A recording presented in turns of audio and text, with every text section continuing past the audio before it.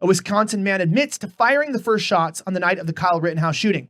So as we talked about this, many people say that vigilante justice was served that night. Kyle Rittenhouse should not have been out, and he should have left the protection of the city of Kenosha to police.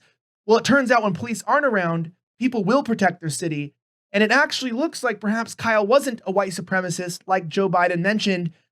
We get into this that according to a criminal complaint obtained by the New York Post, who was suspended, by the way, they have been around for over 200 years, a newspaper started by Mr. Hamilton, but they get suspended for actually reporting the news.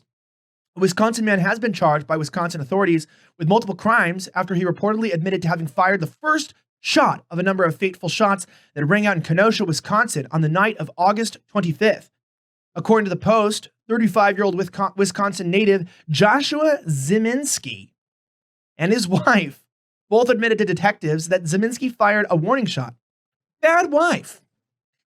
Baby, if you're watching this and I fired the first shot at a far-left riot that meant to burn down a city and you admitted it to the pigs, there's a second shot coming. No, I'm just kidding. I would never be there doing anything other than reporting. But his wife ratted on him. She's a rat. Talk about Tekashi 6ix9ine and his wife have a lot in common. He fired a warning shot into the air immediately before Rittenhouse allegedly, which he did, allegedly shot and killed Joseph Rosenbaum during a tense night of protest.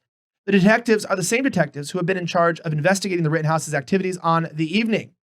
So it comes out to the fact that if the police are not around, if we dissolve the police, if they are not available as they weren't, as you remember, I was there in Kenosha, we get more Kyle Rittenhouses. And Kyle Rittenhouse responded to criminal activity, a first shot, as we reported here before anybody was acknowledging that.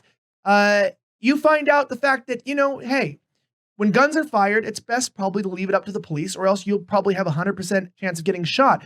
Another update on the Rittenhouse shooting, just to let you know, is that, where is this? I don't even know. I don't even have it here. Oh, there it is.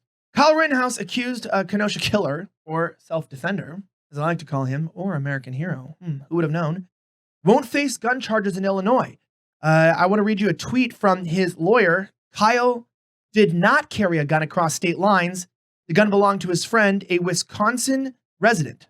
The gun never left the state of Wisconsin. Truth always prevails. So when we look at this idea of police brutality, we come to this conclusion that when people feel like they cannot call upon the police and that they're not around, as many people suggest we defund the police, their options are, well, call up a Rittenhouse, 1-800-RITTENHOUSE. I'll tell you this, it's a lot of numbers, but it only takes 3 shots.